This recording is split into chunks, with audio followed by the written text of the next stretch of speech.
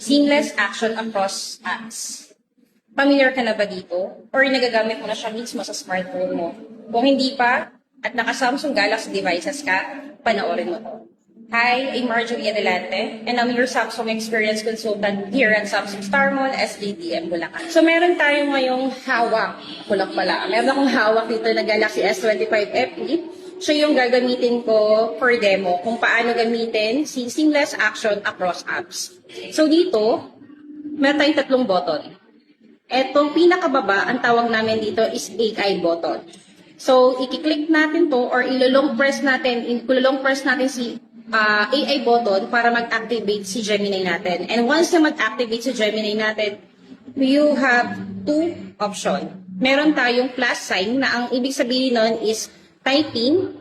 And then meron naman tayo sa kapila na parang makikita mo na parang microphone. Ang ibig sabihin naman nun is a voice command tayo. So dito sa akin, ang pipiliin ko is yung voice command. And ang command na ang iuutos natin kay Gemini is magmamark siya sa calendar ko para hindi ko na gagawin yung normal marking. Para punta pa akong calendar, punta ako sa ganito, itatype ko yung ganon. Siya na sa AI na yung utusan natin para, kunwari, meron akong personal assistant. So gawin ko na, no? Yan. Long press natin si AI button.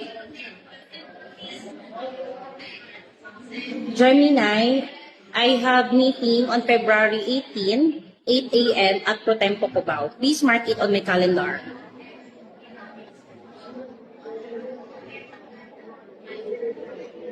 Okay.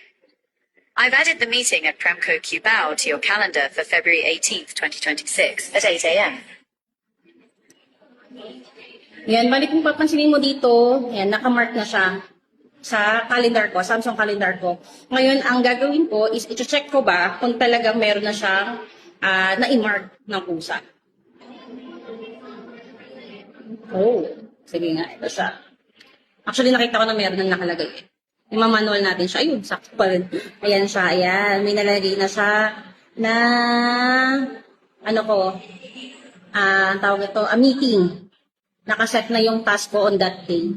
So yun, very easy lang. Kapag meron tayong mga task, hindi na natin kailangan pang i-manual siya, na itatype pa, na magkukonsume pa tayo ng oras. With AI natin, mas easy na siya and less hassle. Para ka ng may personal assistant or may virtual assistant talaga. So yun lang. Hope you like it. Have a great Samsung day. Bye-bye!